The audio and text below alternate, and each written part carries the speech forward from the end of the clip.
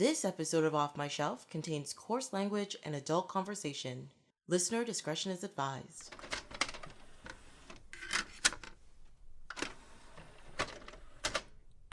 Hello, my name is Trace James and welcome to Off My Shelf, a podcast about movies that are well off my shelf, where we go through my DVDs and talk about the movies in my collection. This week, we are back to my regularly scheduled programming with Shayna Fine as we talk about Chronicles of Riddick and Cinderella. Welcome! Hello, thank you. Thank you for coming here on a nice Saturday afternoon in the city. My pleasure. Yeah, at least it's not freezing cold, which is pretty cold, but it's all right. It's all right. Wait, Cinderella will warm us up. What, you don't want to go to crematoria, to all of the heat and the fire on the surface? They really dug deep into the dictionary. What, they had Helios, which was the planet that went around the sun. Mm-hmm. Then they had Crematoria, the planet that was really cold.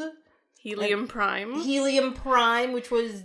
Which I just thought was Optimus Prime, and I was so confused. You're like, what? There's Autobots in this? What's going on? That's what I was expecting. Come on.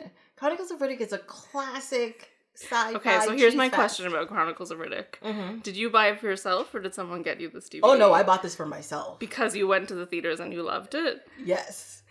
Because Vin Diesel's really cute, or because you enjoyed the actual... I don't know which answer is the appropriate answer based on the way you're looking at me right now. No, I thoroughly enjoyed this as I am not saying it is a quote-unquote good movie. Yeah. But it's one of those, it's so bad, it's good. Right. I like the cheesy action and the lines and the over-theatrical nature of it in general. Fair.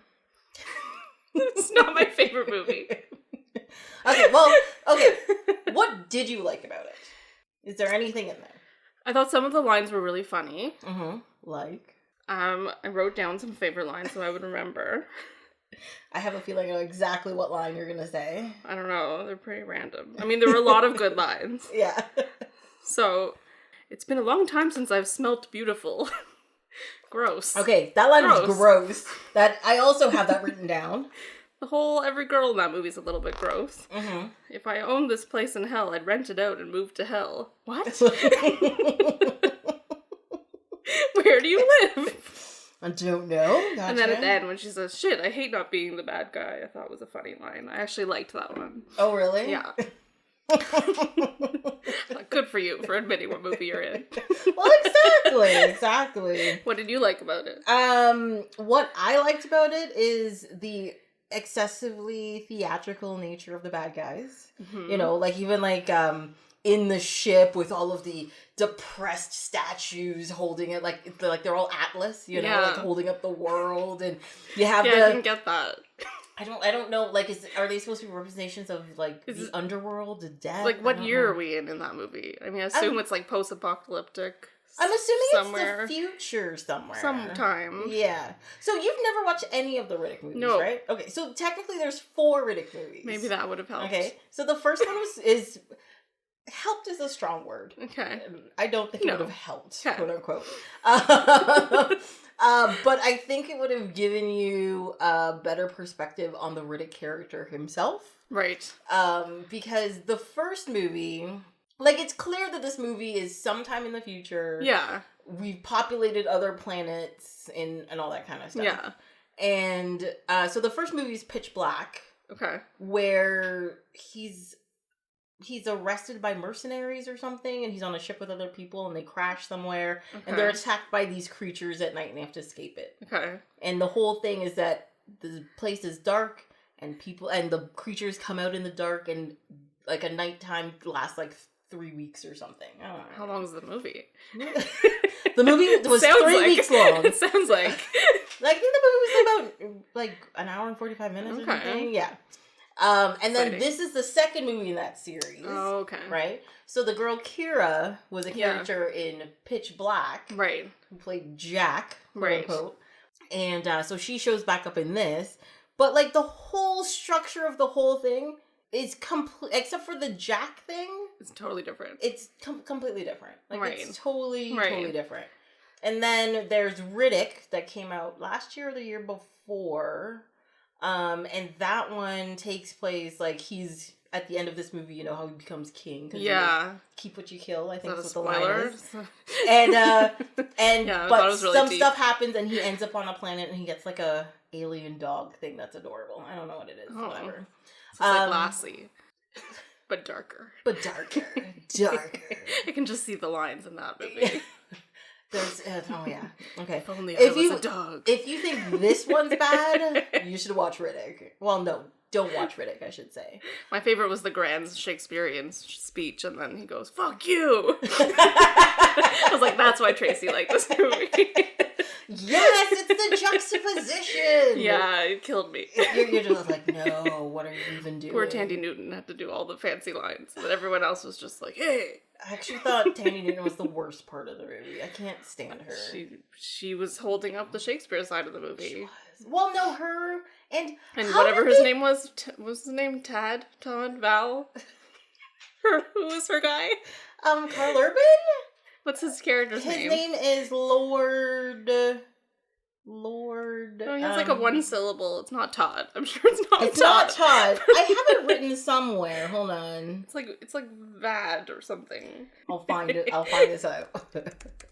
I was gonna write it down. I thought, who's this guy? I hate this couple. Yeah, they're horrible. But I don't think they're meant to not be horrible, if you know what I mean. Vaco. Yes. 2 syllables, but yes. He's Lord Vaco and she's Dane Vaco. I don't. Yeah. No. Yeah. She needed to not be in the movie. No. It was like, because she knew she was in a bad movie. That's what it felt like. I don't know if Thandie Newton ever knows she's in a bad movie, because all of her movies kind of suck. Yeah. I thought Westworld was good, though. No. No? I'm not a fan of Westworld. Oh, interesting. No. The first season of Westworld. I tried. I liked the first season of Westworld, and then once everybody was aware of what was happening, then it was done. Oh, then it just fell apart for you? Yeah. So you're not looking forward to the 3rd season, then? No, because I don't know where they're gonna go with it. Apparently they're gonna be, like, hanging out in park? Chicago. Like, I don't know what the story is at that point. Don't know either. Right? I don't know. My biggest problem with Westworld, the first season, like, I watched about 4 episodes, and including half of the last episode, because my friend was like, oh, you have to look at it, you have to look at it, you have to look at it. And I'm like, fine, whatever. And I watched half the last episode.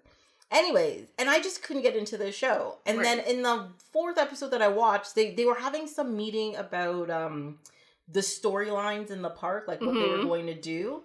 And literally one of the writers, so it's Anthony Hopkins is the old guy, right? Old guy. He says to him, like, why don't you do what you do? Show, don't tell.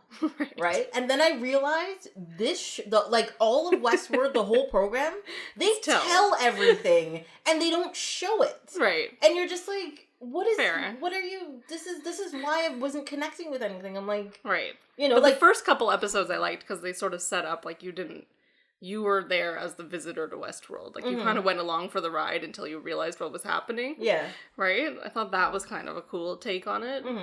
And then the second season just died for me. Because they started going into the maze, and I was like, I'm out. I don't care. I don't believe there was this big mapping system planned. They were just there to make money. It was like an evil Disney World, right? That's all I wanted to see. Well, it wasn't supposed to be it was supposed to be more like Fantasy Island, right? Yeah, but kind of turned evil. Evil, yeah. Because it was like people could kill each other without consequence, right? That was the whole thing. That was the whole thing. Sleep with whoever, right? So it was like, Well, but the thing is you're not supposed to have it's whoever you want because they're not real. They're robots. The problem is they made them too smart and they gave them AI, so they evolved and learned things. And the thing about Thandie Newton's character at the end, she, like, her whole thing was, I don't know if this is part of my programming or if this is part of, like, me learning and changing and doing something else. Yeah. So that's where they're like, where's the line? Yeah, I thought that was kind of neat. Sort of a nature nurture kind of thing. Yes. Kind of thing. But then don't watch season 2 then. You really won't. Or maybe you will if you liked Chronicles of Riddick. Maybe you'll like it because I like Chronicles of Riddick because of all of the worst parts of the movie, not because of all of the quote unquote. The first 40 minutes, I was like, "What is happening here?" Well, you didn't like the bounty hunters hunting him down. It's just hunting for 40 minutes. Yeah, I feel like it was like a page in the script and they just went nuts with it. I feel like the whole script was 10 pages long. It may have been. Because a lot of it is just a bunch of one-liners. And like smarmy looks at each other, you know. Look at how shiny my eyes are. Way to kill him with a teacup. What? You don't want to kill people with a teacup? I want to know what kind of tea he was drinking. Oh, it's probably like a chai tea. I felt like that would have been useful information. Then I could have figured out where they were, what time it was. Mm-hmm. I need to know the origin of the food. It's the only thing they ate in the whole movie was tea. So it was tea? Wait, that's why they were so angry. True. Maybe that's why they were all so angry. They're just angry. Yeah. Yeah. There's 3 more movies. Imagine how angry they'll be by the 5th one. You actually get to see him. You see him eat in the 3rd one. Oh, see? Maybe somebody. Oh, and I didn't mention the 4th movie. It's like an animated movie that I've never seen. Oh, weird. Yeah. So is Riddick based on something else, or it's just out of the mind of the creator? I think it's out of the mind of the creator. Yeah, it's not like and they just kind of. At first, I thought, oh, maybe it's like from a book or. No, I don't think so. Like a Tolkien short that they expanded. No. Definitely didn't feel like that, but like I know they've done comic books after, but they've given me the history of the actual fictional character. Was it always Vin Diesel? Yes. Was that his first like big feature movie? Poor guy. No, he did Triple X before this. Okay, he did do Triple X before this. I felt like he was trying. And there's 3 video games. Yeah, no, I don't think it is based on a book. That's the problem. Where's the source material? Yeah. Oh yeah, he was born on Feore. Right. Yes. Was that supposed to be Earth? I was trying to analyze the movie and it's not the kind of movie. I think it's the kind of movie you have to just go with it. I'm assuming you watched the theatrical version and not the director's cut. Yes. Yeah, I think so.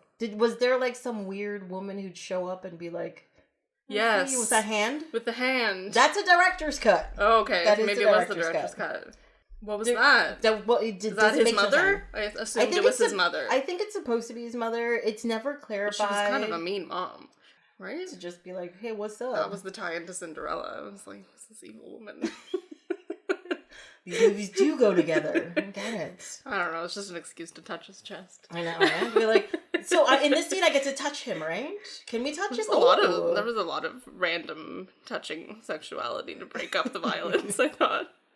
Well, I think the whole thing is that Riddick is supposed to be like animalistic or whatever. So right. It's like this animalistic vibe. Right. So the women are just so attracted to him. They're drawn to him. His musk. Right. You know, a guy who's obviously hasn't showered in like 6 years. I know. Yeah, weird. Especially the weird. I mean, he's cute, but weird. Yeah, like if he the scene where he was sleeping and she like sort of tried to seduce him, but then he woke up. What was that? Yeah, and then he like held her leg. I want to see what's under the goggles. Yeah, that's a good line. Use that on Tinder, people. What? Seriously, it's eyes, lady. It's eyes. It's fine. Yeah, the goggles were not necessary. I know one of my favorite lines from this movie. Karl Urban says it when you know the scene where they're on Helios, whatever, and like all the people are there and like, oh, we're not gonna bow to you, whatever. Yeah. And like Vin Diesel's like, I bow to no man, blah blah blah. And Karl Urban is around. He's like, he is no man. He is the holy half dead that has seen the underverse. And he says it in the straightest. Yeah. It makes me laugh every time. I'm like, I love this movie because it's so bad. Who was the guy in that scene in a random business suit? That's what I want to know. He's the guy who was going to a meeting and it got pulled into this. He's like, what's going on? Where did he come from? He was in the wrong movie. He just showed up on set one day. They were like, go. Well, because they're all like, if you notice, all of the people on the planet looked quote unquote normal. Like they wore their dresses. Well, they said they're all supposed to be from different religions, and that's why it was sort of supposed to be Earth, maybe, or the remnants of, or something. But some sort of colony. I don't know. Yeah. I don't know. There was only one suit, though, and he was gone. But like he was the rich guy. Maybe. Maybe he was the president and he was just amongst the crowd. I don't know. Maybe. That must be it. There's so many I found it very distracting.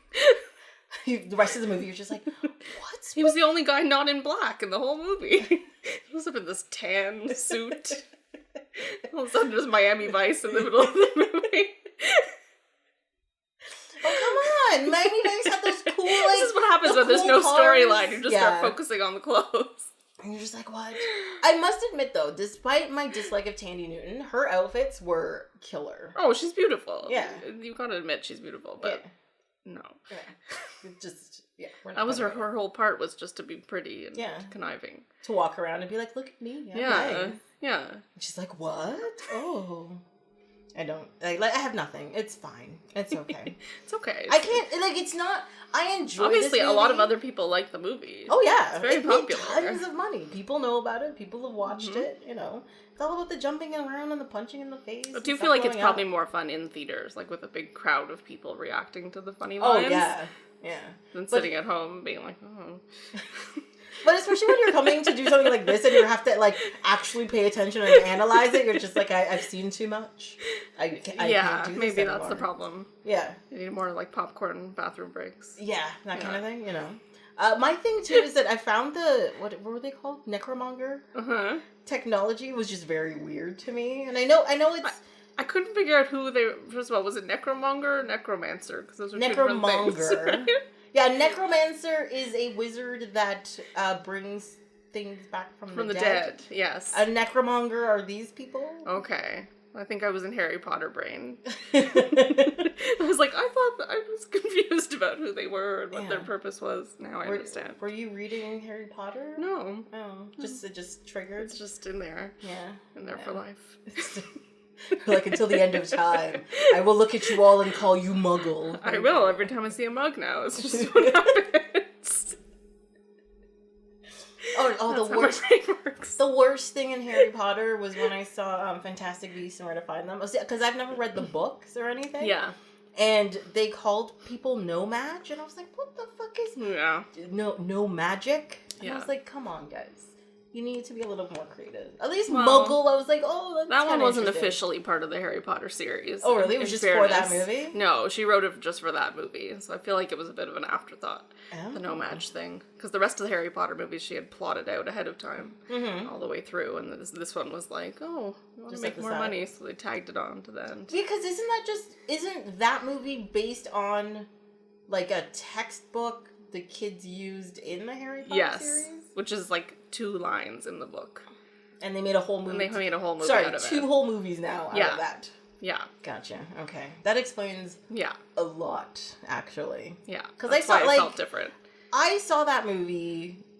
First of all, I've seen 3 Harry Potter movies. I've tried to watch the rest of them. I can't do it. I hate them. They suck. I'm gonna get hate mail now. It's fine. It's fine. I've never read the books. I'm still not over the fact that she's Hermione and not Hermione. I read it in my head when I read the books. But I hate when that happens. Yeah, it was so but then bad. You hear it out loud and you're just like, who? The first, good 20 minutes of the first movie, I was like, who's this Hermione chick? Oh. What? Crap. Yeah. And then, so when I saw ads for Fantastic Beasts, it was the first time I was like, oh, I actually kind of want to watch this movie. It looks great. Then I watched the movie and I was like, no. Again, not great. Yeah. I was very disappointed. Yeah. Very disappointed. There were some cute moments, but it was not at the level of the other Harry Potter movies. But the level of the Harry Potter movies for me, it's very low. You have to... Did you read all the books? No. Well, that's the problem. Well, but that also is what I would make, I call it a bad movie if that's the case. If you have to have other source material to understand the films, then no. It's not well done. I don't know. I feel like you have to read the books. No. To me, that's unacceptable.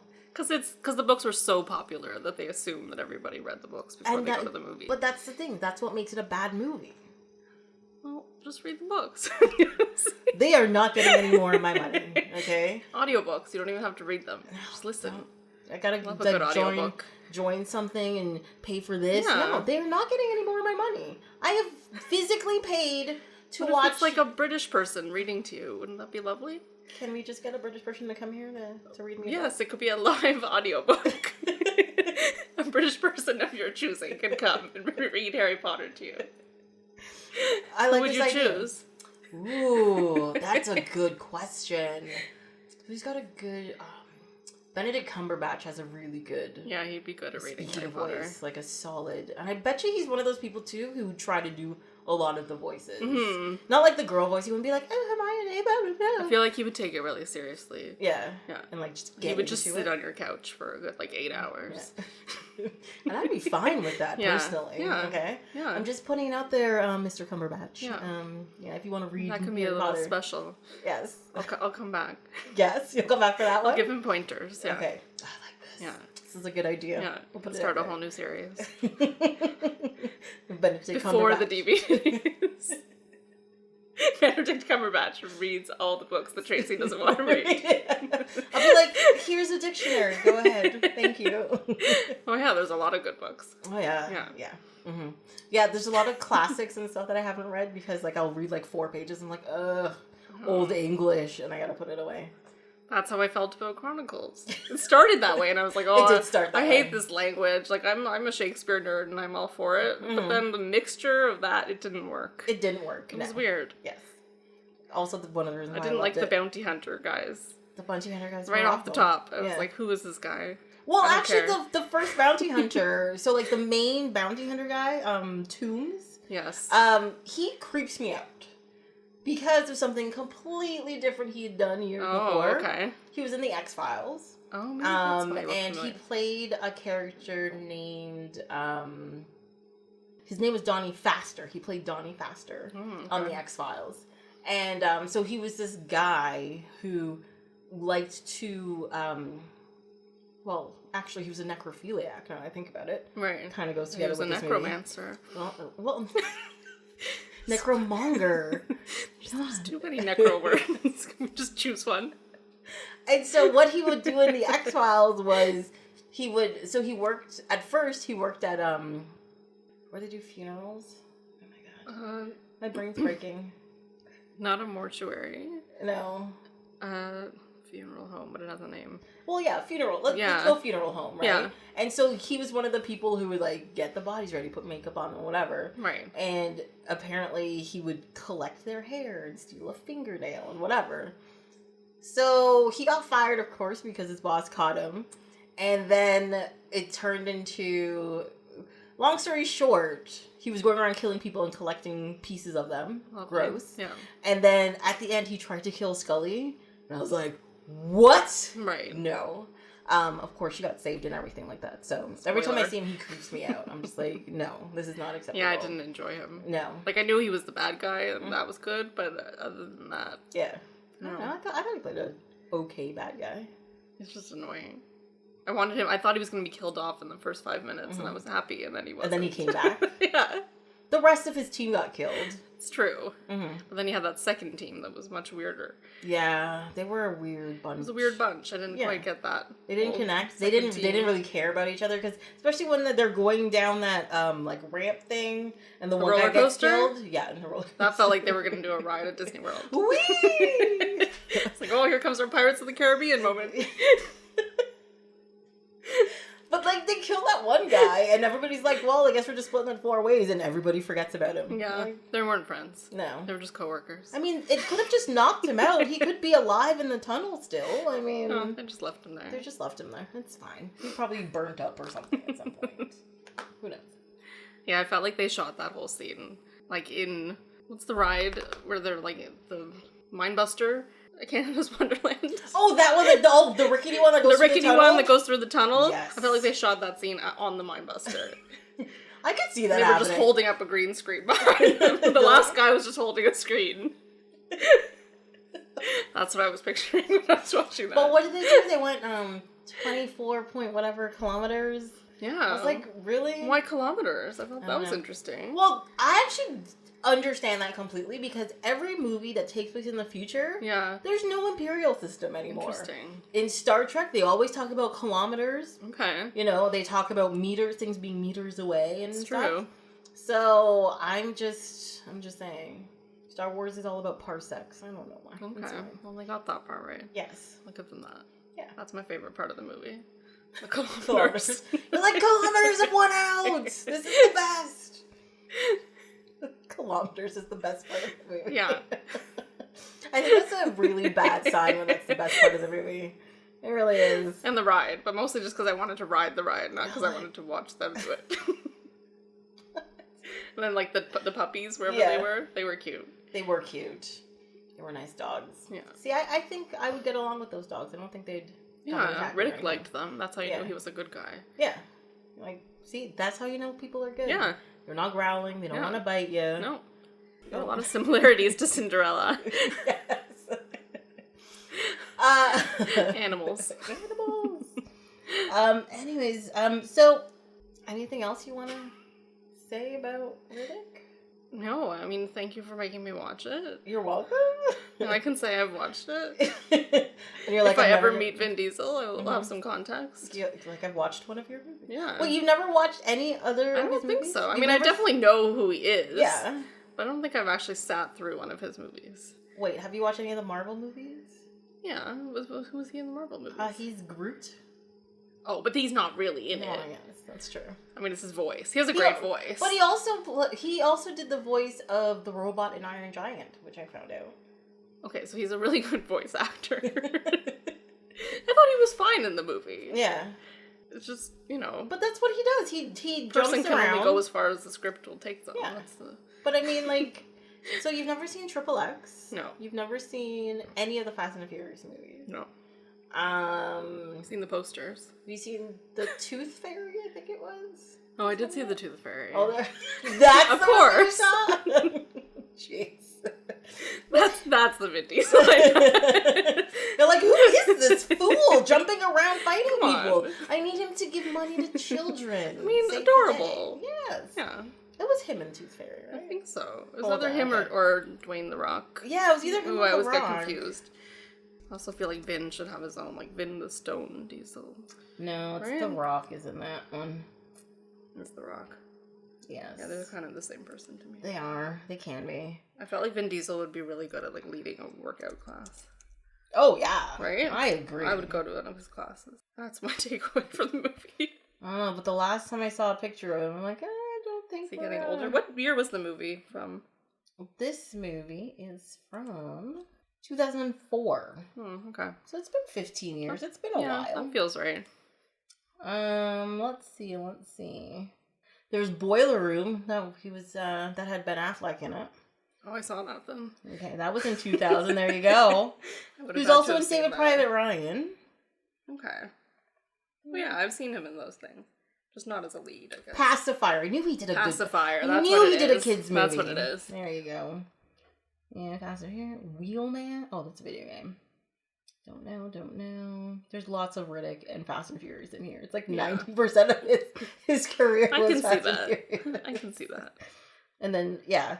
I mean, that means he played, like, pretty much this... He plays the same character in all of these movies. He's not, let's be honest. I'm sure he's a lovely man. He's not an Oscar-winning actor. You don't know. He has emotions. Maybe he just hasn't had the right role yet. Maybe. Yeah. So we need to give him something meaty... You know, can come read with Benedict on the couch and we'll see. Yes, yeah. Or he can do, like, the acting out. Yeah.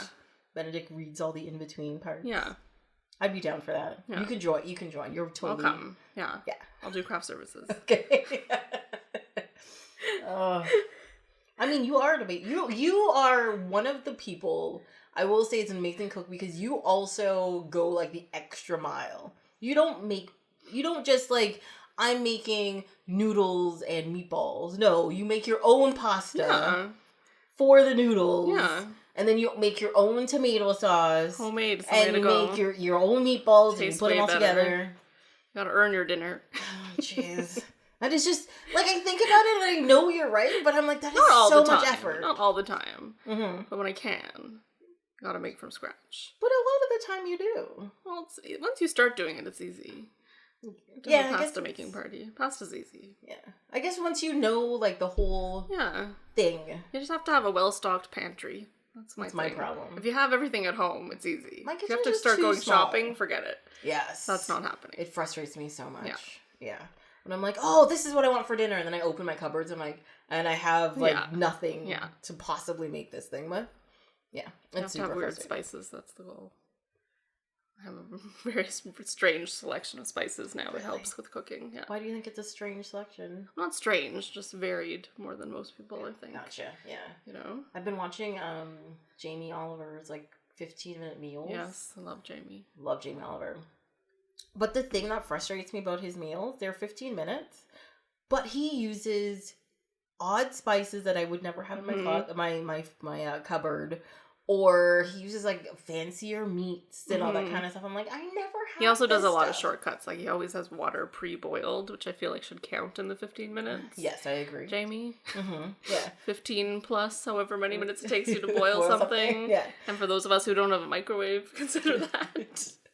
You don't have a microwave? I don't have a microwave. Oh my god. I don't know how I could live without a microwave. I don't believe in microwaves. Why? Although I use it at work, so I shouldn't say that. But I don't understand, like, why don't you? I don't know. It takes up counter space. It does take up a lot of counter space. I feel like it just makes you a lazier cook. Like, if you don't have a microwave, I don't know, I feel like you cook stuff more. No, but that's the thing. I don't cook anything in my microwave. You reheat. I reheat everything. Because I always make things, So, it's true. Sometimes I have to reheat stuff in my oven and it feels pretty stupid. Right? Yeah. So, my whole thing is, like, I cook... How I learned to cook is watching my mom cook. Yeah. Right? We always had a family of 4. Yeah. And unfortunately, I have not figured out to properly portion less. Oh, yeah. Okay? It's a really, really big issue. So every time I cook, I have at least 3 meals after I cook something. So I put them in containers for lunch the next day or whatever. So I need somewhere to reheat everything. So I do a lot of reheating. Right. But I don't cook. Like, people put, like, eggs and all that kind of stuff in their microwave to cook things. I'm like, no. Yeah. No. I'm not cooking stuff in there. I'm just...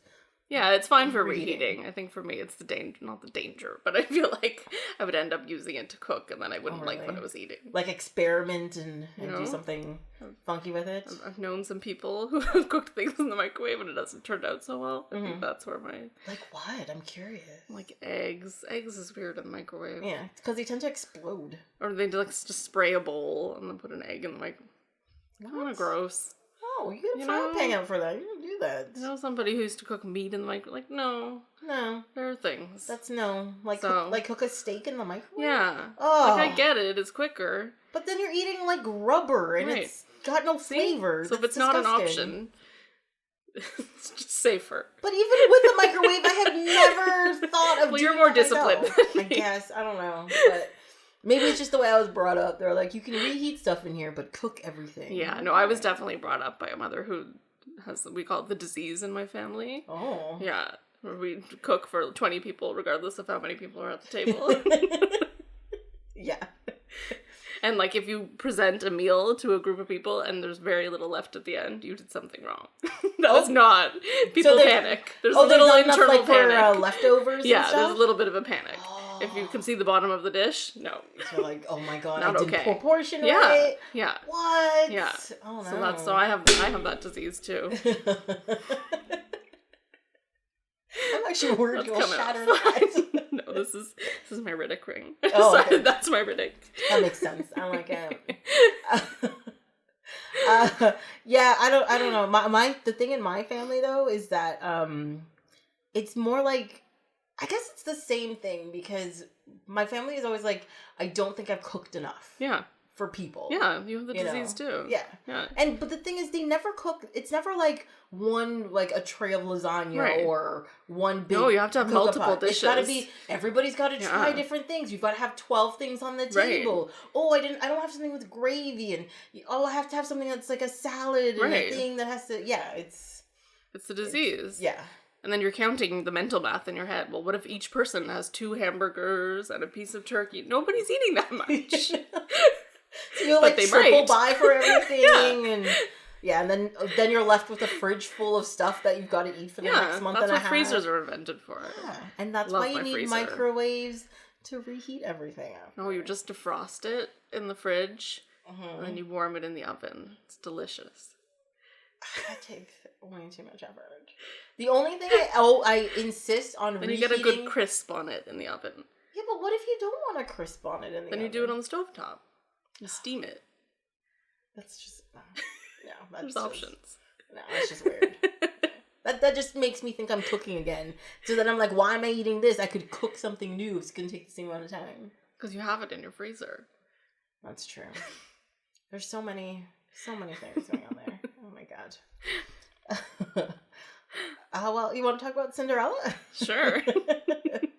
Well, thank you for bringing these princess cupcakes. You're welcome. For Cinderella. I chose my favorite one. Yeah, and neither of our favorite princess is Cinderella, unfortunately. I liked the movie, but she's not my favorite princess. No. So Ariel's your favorite princess? Ariel's my favorite princess. Did you watch the live?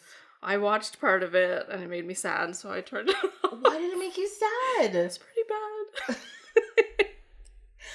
Did you watch it? I watched about half of it. Yeah. Well, no, I watched up until Queen Latifah did the Ursula song. Okay.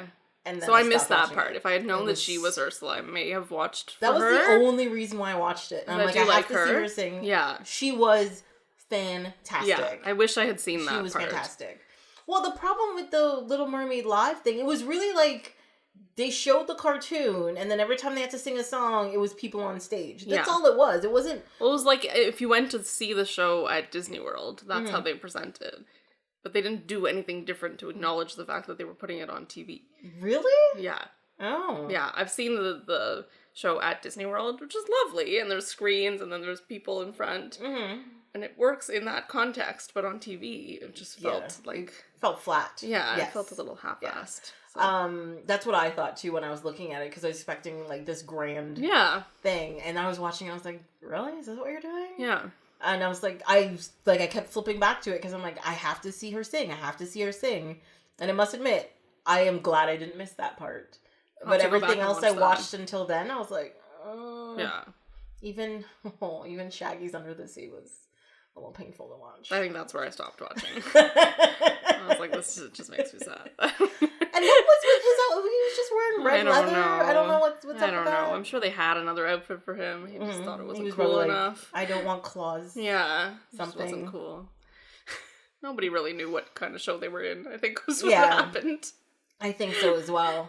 They did do some interesting things, but... yeah, good for them for trying, but... yeah. Didn't work that well. Not quite. No. But yeah, no, go if you find a video of her part. Yeah, I'll have to watch that part. Have a look at it. Also, her costume was amazing. It was really cool. Yeah, I like that she's become a bit of a hero, like a character. Yes. Right? So at the time that movie came out, it wasn't, and now she's sort of the anti-hero. Yeah. And also, like, I think the first time I saw her as Ursula, she had done a photo shoot with... what's that famous lady who takes photographs of people? I know who you mean. The New Yorker, right? What's her name? Annie Leibovitz. Annie Leibovitz, yes. I had to look over. I'm like, I have one of her books over there. Like, I said it at the same time, like it was my idea. It's totally your idea. The SNL character who does that. Yes, I totally understand it. Well, Annie Leibovitz, 4 or 5 years ago, did like a spread in Vanity Fair, and people were dressed up as different characters, and she was Ursula in that sequence and stuff. So when they were doing this live and they said they were going to have her, and I was like, yes, that makes sense. This is going to be good. Yeah. So, yeah. And who's on your cupcake? Oh, I have Tiana. Very nice. From The Princess and the Frog, which I must admit I liked Tiana as a princess. I did not really like the movie very much. The movie was not. It was okay. It was insulting as a black person. Okay. Interesting. Well, because the thing is, in all of the other Disney movies, everybody had a relative goal, right? Right. I know Cinderella was to get away from her evil sister. Yeah. Great. But other ones were like Ariel, for example, was to be on land. Yeah, and, it was be a queen and all this kind of stuff.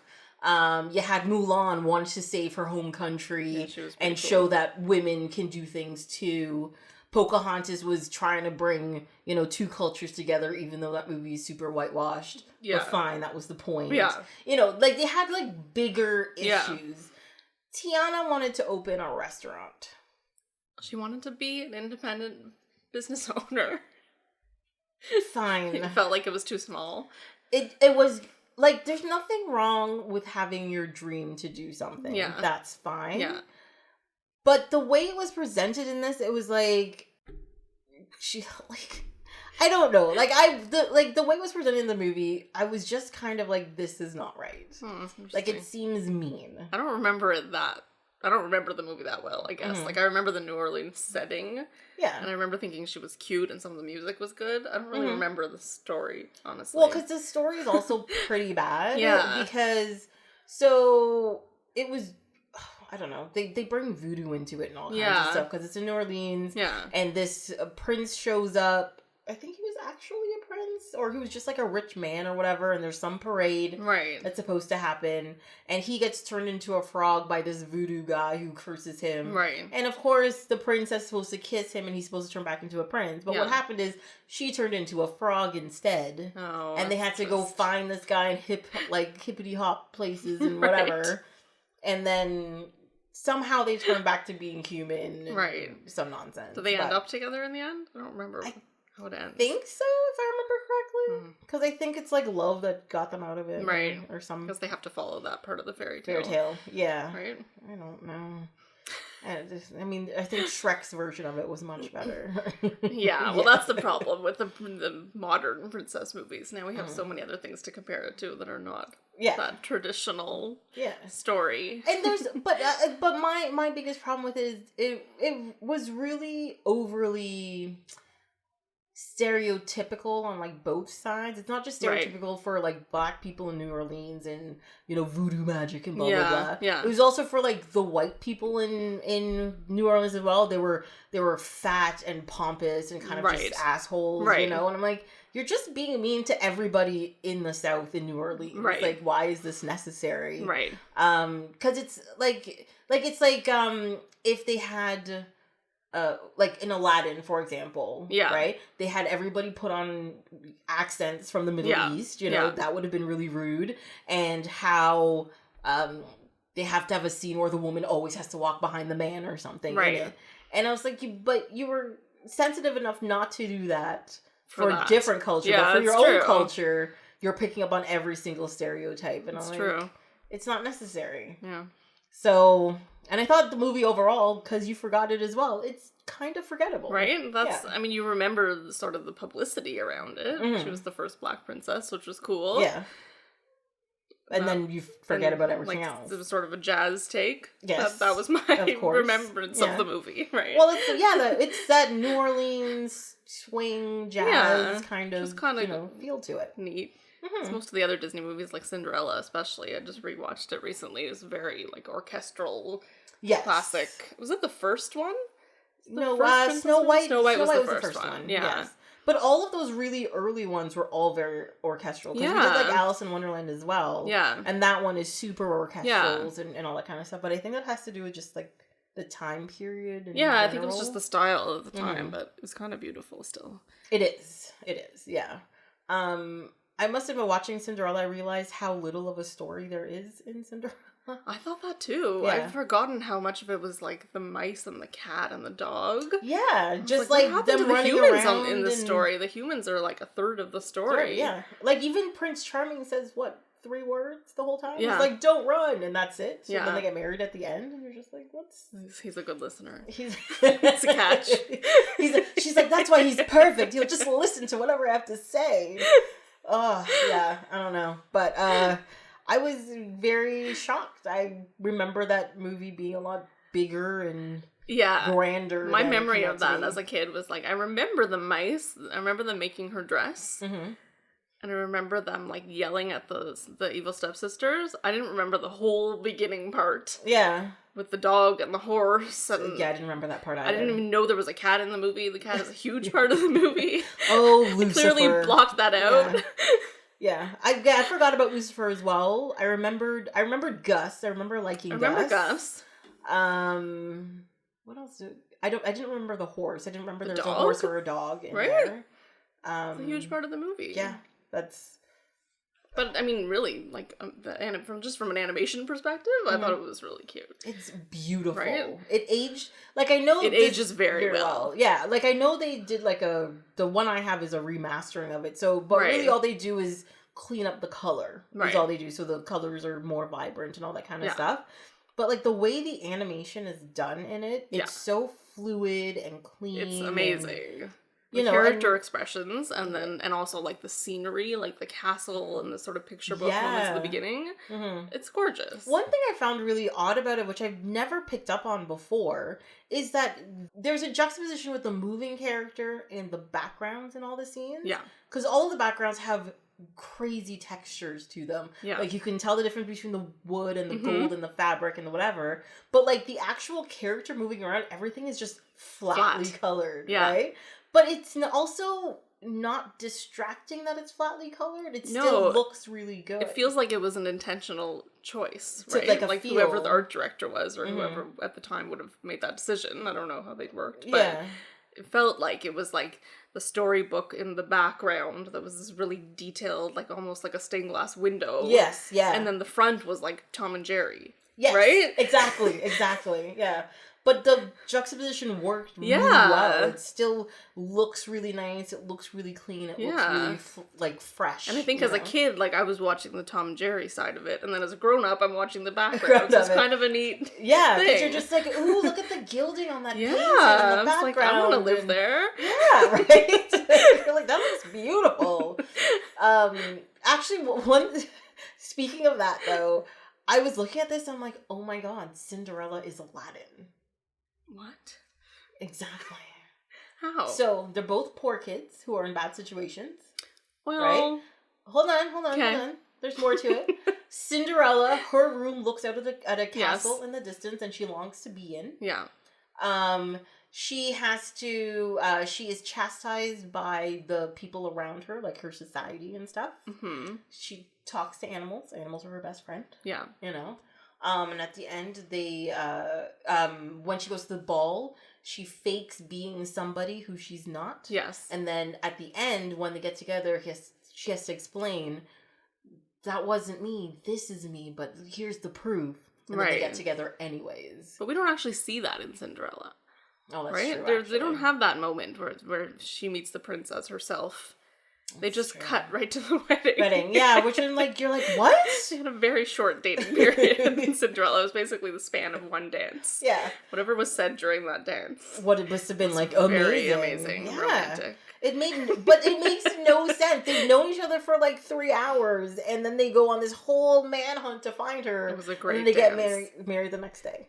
The one part that I thought was neat in Cinderella, because everybody talks about it as sort of like, you know, like from the feminist perspective, it's like, she just gets married and that's her way out. Yeah. At least it was her choice to get married. I feel like in some of the other movies, it's not the girl's choice. In this one, like, she actually gets out of the room and she has her slipper, right? Mm-hmm. It's up to her. And she's like, I want this. Yeah, it's not like they come and hunt her down and say, you're getting married. Yeah. Like, no, the prince wants you. You have to do this. Yeah. Which I thought was kind of cool. Mm-hmm. And they didn't kill the evil stepmother. Yeah.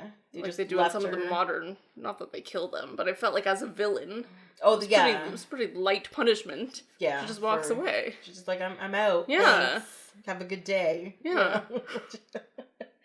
Actually, one thing I found out was the woman who did the voice of the evil stepmother also did the voice of Maleficent in Snow White.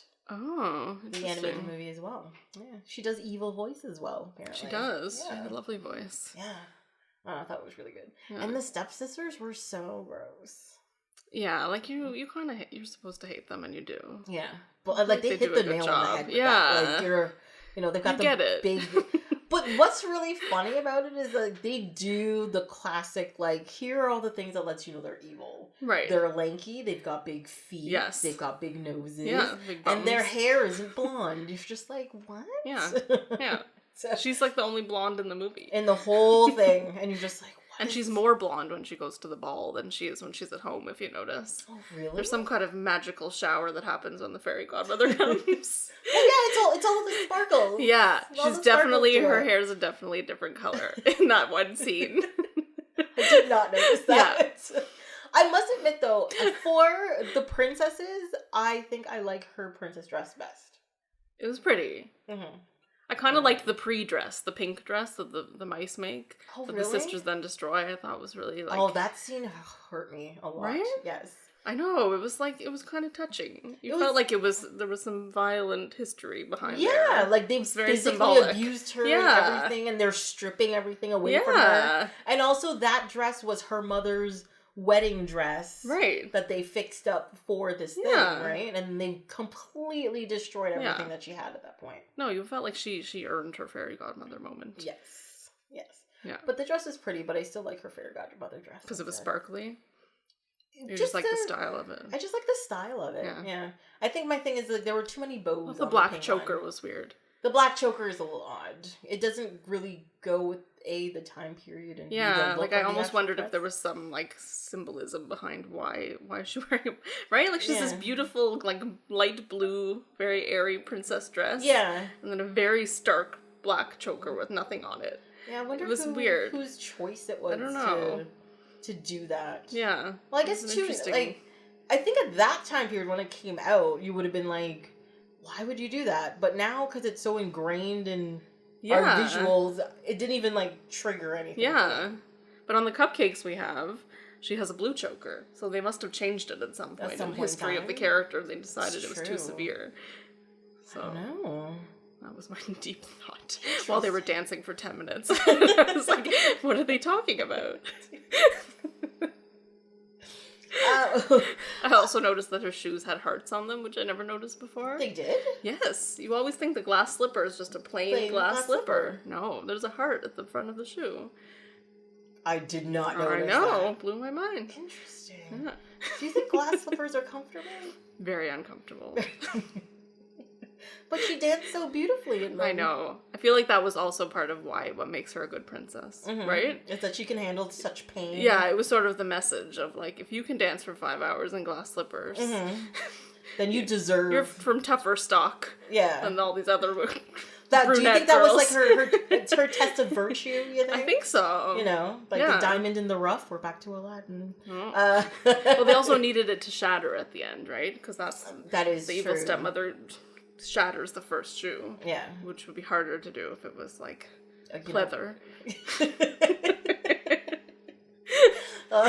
like, oh no, the pleather shoe fell over. No, it's fine. We'll just dust it off. It's totally fine. There you go. Just polish it a little. Would have been a very different story. I wonder how they would have the aha moment would come. I think she just would have tried it on and be like, no, it still fits. And do you think she would have been like, oh, here's the other side for the pair? Puts it on and, like, dances away out the door. Also, really, she's the only woman in the whole town who had that size feet. It's unusual. Surprising. Yes. Yeah. But her feet looked really tiny. They did look small. Yeah. Still. Or is it supposed to be that they just visited her house first? But I don't think they visited her. The Duke guy was just like, it's fine. Well, because weren't the stepsisters going crazy about it because they had known somebody who'd already tried them on? Yeah, I think so. Well, they sort of implied, like, by the time they got to their house, the two guys who show up look like pretty tired. Yes. So they implied they've seen a few other places far. I guess. Yeah, because he was also, like, reading the Declaration. He's, like, yawning. Right. And, all that kind of stuff. It's just a town full of big-footed women. That's what it is.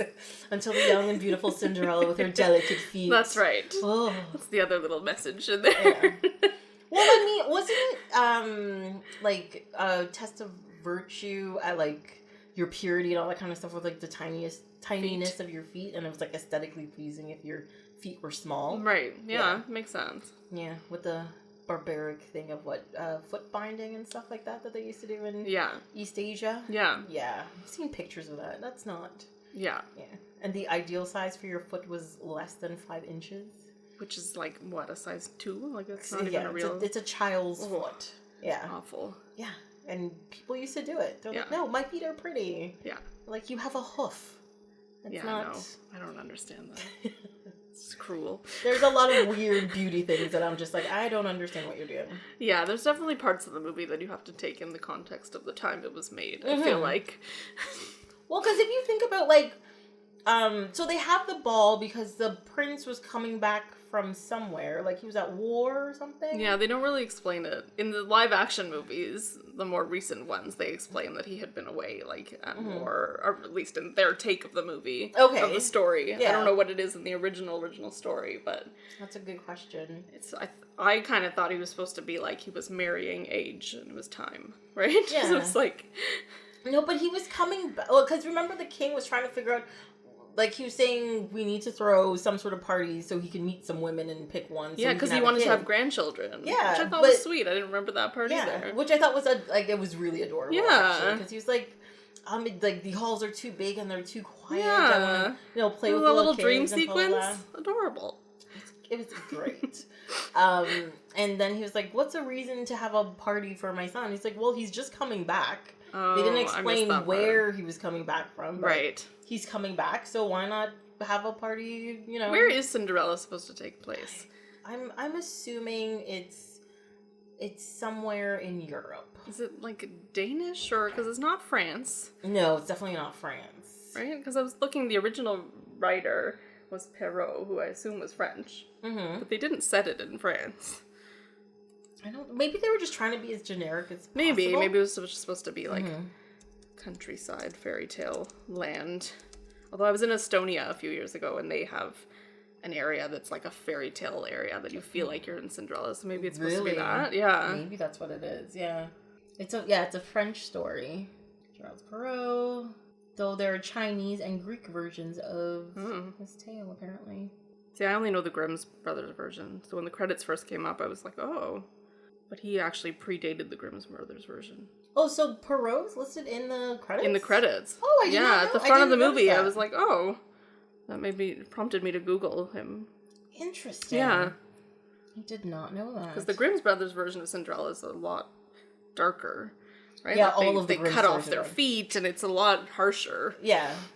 And the story has always been, Disney kind of made it nicer and more kid-friendly, but it wasn't actually. It was just that wasn't the version they were following. Oh, okay. Right? It was just a different version. I didn't His realize version that. had the pumpkin, had the fairy godmother. Mm-hmm. Which I thought was interesting. Well, they say that there are 500 variants of Cinderella in Europe alone. Wow. I feel like it's... That isn't helping me. It's somewhere. Like, when you go to Disney World and they have Cinderella's castle, they say it's based on a castle somewhere in Europe, but I forget where. I wouldn't be surprised. It was originally called the Glass Slipper. See, it has to be a glass slipper. Mm-hmm. Yeah, so, Perrault's version was in 1697, and the Grimm's fairy tale version was in 1812. Mm-hmm. So quite a bit later. Quite a bit later, yeah. I feel like they get a lot of credit for the story. Yeah, and they should. I guess it's, it's the more popular or something, or mythos-y version. Maybe. Alright, this wiki has a lot of information. Apparently, Cinderella's castle is based on a German castle. Huh. And I'm not gonna embarrass myself trying to say this word. Well, I'll spell it for you. It's Neuschwanstein. Where is it? Neuschwanstein? Neuschwanstein? I'm sure that's wrong. Neuschwanstein? No. Okay, but it's German. But that's German. So that's probably based off of the Grimm's fairy tale version. Right. So they stole that piece. Yeah. Because if you look at the images of that castle, it looks very much like the castle in Disneyland. Yeah. So that's probably what they're basing it off of. Yeah. I mean, it's very pretty in the movie, so. Mm-hmm. It really is very nice. It's all dreamy. It's gorgeous. And the thing is, too, is like in the distance, how they did it, it looked almost like a chalk drawing. So it looked kind of like it's in the heavens. Right. You know what I mean? That ethereal kind of feel to it. It's really very nice. Even her house, like, not her part of it. First of all, in my memory, she was in, like, a tiny house. Mm-hmm. The house in the movie is huge. It's big. Yeah. There's, like 12 staircases down to the main area. I was like, wow, she lives in a mansion. Well, compared to Toronto house prices. Yeah, you're in a closet. You're like, ooh, I pay $6,000 That house in Toronto would be $25 million. Her part of it. That's it? Just her part. Just her part, yes, I agree. Because it has a good view and everything, right? So look at that view. Yeah, you gotta pay a little extra for that. She has a farm. Mm-hmm. I imagine there's parking. There's a 4-cart garage on the side. Right? I like it. But even when she meets her fairy godmother, it's in the garden in the back, and gorgeous. there's a little there's a pumpkin patch. Pumpkin cat, little flowers. Yeah. The stable is right there. Oh, it's beautiful. Yeah. And the sisters' rooms. Mm-hmm. I would like that. The whole decor of that. I feel like that's Ethan Allen. What kind of style? Isn't that very Is it Rococo? I want to say it's Rococo. I don't know. That's why I was confused about where it was supposed to be set. Because I felt like they took pieces from different European styles and put it all together. But yeah, it is Rococo. Yeah. Because Rococo is like, it's like this it was definitely that style. Like Versailles-ish. Yeah. Nice and chandeliers. There's and like high windows and lots of drapery and all that kind of stuff. Yeah. They never said what her dad did, but he must have been wealthy or come from wealth, right? That was sort of the implication, that's why the stepmother married him. Yeah, because, to take care of her stepdaughters and or whatever. He died mysteriously. I think they killed him, personally. We don't know. Seems like... I think we kind of know. Seems like she was pretty bitter from the beginning, yeah. Yeah, because the thing is, when they did the retelling of the story, the Cinderella looked very young still when her dad died. So, and he was, sick. He ailed. It wasn't like he fell out of a horse or something. Maybe he had, the plague? The plague? What would it have been back then? I could have been the plague, right? He could have, what is it? Consumption? Yeah. Could have been gout. Maybe it's scurvy. I think it was gout. Gout? Yeah, that sounds like the most romantic option. That's why they didn't include it on the first page of the storybook. He had tuberculosis. Oh wait, what's the other? Once upon a time, he died. Syphilis. In the land of gout. Syphilis. That's what he had. There you go. Wasn't that the thing everybody? Gross people died of? But then wouldn't she have died of that too? The mother? Yes. Or are they not sleeping together? Oh, scandal. That could have been it too. Well, stepsisters. Do you think they were supposed to be her sisters? No, from a previous marriage. No, the stepsisters were the mother's kids. From somewhere else. Yes. Because they looked younger than her, I thought. May have been. Really? I thought so. Scandal. But the way it was presented to me, it seemed like that was the stepmother's kids. I agree. She brought them into the family. I agree, but then they looked younger, so. But I mean, she could have. Yeah, that's true. Kids. They could have met later on, I guess. That's true. It would have been a surprise. Yeah. Who knows? Okay, I buy that. Yeah. I think he was busy dealing with his gout. Yeah. Yes. No, I think he died of gout. No, syphilis. This is the great debate. I don't know. What did he die of? Tell us. We need the movie that happens before Cinderella. Nobody's ever told that story, right? That's true. The happy family that happened before. How the two of them met, her dad and her stepmother, where those girls came from. Yeah. Maybe they had a reason for being as evil as they were. We don't know. Oh, that's true. Maybe they had a bad upbringing before or something. I have a feeling, though, that they grew up in a really rich family. Mm-hmm. And then something happened and they got either her husband died, because that was a time period where women weren't allowed to work or make money or own land. Right. So you had to have a husband, or your father had to take care of you. Yeah. For you to have anything or a place to live, right? So I have a feeling the stepmother was a rich brat kid. She got married young to somebody who was also very rich, who either died or was get out of my house. Okay. And she took her two girls and then found, gold digging self. Right. And found him and was I can control this, whatever. So then as soon as he died, she's this shit's mine now. Yeah. In your face. See, I always thought she came from a poor background. No, and that's why she was clinging on to this wealth so much. I don't think so. Mm-hmm. See, that's the thing. I don't think people who come from a poor background have no problem sharing, and they would not be so mean to somebody who is like that, as far as I know. Right. Yeah. But it's a fairy tale. It is a fairy tale. No, that's probably fair. That's probably true. Or they're probably just no, she's mean because she wants to be mean. Yeah, she's just born mean. Yeah. I don't think any of the stepsisters were just following her lead. I think they were just supposed to be kind of dumb. And greedy. Yeah, because that's what they've always known. Mm-hmm. They're this is how everything is. You just need to go away to summer camp. Go camping for a week, tough it out. Yeah. Meet some other people from different places. Build character. Get put in your place. Yeah. Try to make it out there on your own. That's right. So, I have a feeling, she was also, the type of mother who's, you're beautiful and you're smart. You can do whatever you want. Yeah, blah, blah, blah. You don't need to take guff from anybody. And, Not helpful. Not helpful at all. No. You need to train your kids. Although if you have one daughter that's significantly more beautiful than the other two, you kind of have to balance it out, right? Yeah. Well, I think the thing is, too... That's why they hid her away. Yeah, I think the thing is, too, the reason why they hid her away is because technically... she owns the land. She owns the land, so... If she got married and was found by somebody, she could kick them out and keep the house. Right. So maybe that was the other thing. She was like, no, we need to protect ourselves from that possibility. Right. But Cinderella's so nice, she probably would never have done that. Right. And she probably married the prince and was like, yeah, keep the house, do whatever you want with it. I'm going to go over here. Well, and she had her animals there, so she didn't want to leave, right? Yeah. She took them. She totally took them to the castle. You think she took them with? Yeah. We don't even know if he likes animals. We don't know anything about him. No. But, like, he's a prince. Prince Charming, right? And he danced. Is that the prince in Cinderella? I don't even think they even say his name. No, I think that's Sleeping Beauty. Oh, yes, that's Sleeping Beauty. That's correct. What's his name? I don't know. Just Prince? I think it's just Prince, isn't it? I'm assuming so. I did feel like he was a bit of a blank slate. Like, he seemed fine, but I didn't feel that I knew him.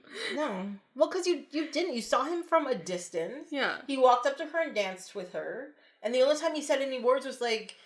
Actually, that was the one scene that actually upset me. Hold on. When she was like, I have to leave, and she turns to leave, and he grabs her and is like, you can't leave. No, he says, come back. He didn't stop her from leaving, but he grabbed her arm. He's holding on to her. Well, she still got away. She did get away. I think she's the kind of person who she would full on, like, backhand him, like, what is wrong with you? Also, that midnight bell was about 3 minutes long. She was like, I have to leave. She ran down the 8,000 stairs of the castle. Got back in her chariot, got halfway home, and then it turned. Yes. No way that happened in 60 seconds. Well, the thing has to ding 12 times. Yeah, that was midnight. More than 12 seconds. Just getting up the stairs in those heels, I was impressed. No, they call him Prince Charming in this. He is Prince Charming. Yeah. Okay. Apparently, a guy named Mike Douglas did his singing voice, and William Phillips did... The speaking voice, which was... Weird. 3 words. I also thought it was weird that the song where they sing together, they're not actually singing. Like, it's supposed to be like their inner monologue, I guess, that they're singing. Because they cut to them. Their mouths aren't moving. Yeah. Yeah, maybe that's what it's supposed to be. Like, both of them in their head, they're like, yeah, I found my person. Yeah. And like, they keep it silent because they're like, we haven't said other words to each other, so I don't think it'd be good if I was just like... She's like, it's so awkward, I don't even know your name. Oh, it's so true. I met you 3 minutes ago, and now you want to marry me. This is weird. I mean, they danced one song, and he was very rude. I mean, he walked away with this woman, left like 800 people in this hall by themselves, and everybody was fine with it. I'm like, all right. Well, it's the prince. He can do whatever he wants. They said play the music, so they played. They played. Sure. I mean, what else are you supposed to do? I know, like all those other people could have danced. Yeah. What were they doing? Just watching? Yeah, weren't they just like standing around just looking? Yeah, just watching. Just gathered. Yeah. And then they closed the curtain. So what are you pretend you're dancing. Yeah. Did they just be a little more subtle? Did they all go home? No, I don't know. No, I think they were all there. Because she gets home before the evil stepmother, right? Yes, that is true. So they're all still there. So they're still there. Gossiping, eating hors d'oeuvres. Mm-hmm. I imagine. I'm pretty sure it probably would have been delicious. I also don't. Oh no, there's toast in the movie. Is there toast? Oh, there's toast in the movie. She does breakfast for them, right? They don't eat it, but it's toast that appears in the movie. And they make tea. And the animals eat, so it's okay. They eat corn. Yeah. Yes. Which I don't think mice are supposed to eat corn, but. Also, apparently most adult cats are supposed to be lactose intolerant, and you shouldn't give adult cats milk. Interesting. Because they give Lucifer milk. Yeah, because he's a bad cat. He's a bad cat. I'm trying to give him a tummy. Well, actually, no. He's not a bad cat. He's just a cat. He's just a cat. That's what cats are like. It's true. They're vindictive assholes that just worm their way into your heart for no reason. If you had little mice wearing t-shirts running around annoying you, you'd probably get annoyed too. Their house is infested. It is infested. That's the one thing, right? It's a beautiful house, but there's a million, like, mouse holes. Yeah. In every They're, wall. like, going through all of the walls, crawling everywhere. Yeah. There's probably a smell in one room where, somebody didn't get out at some point. It's a whole thing. Yeah. There's a trap, but clearly it's not working. It was a humane trap. Yeah. Yeah. It wasn't like, they didn't find Gus cut in half. He was alive in there. No. The other mouse that left over from the dad. Yeah, it must have been. Yeah. Yeah. Maybe that's what he died of. Like rat poison? Some rodent disease. Yeah, that would be the plague. The plague. Yes. See, that explains it. That explains so much. We figured it out. He died of the plague, guys. He died of the plague. From the rats that she sings. For sure, the plague. Maybe a little bit of gout.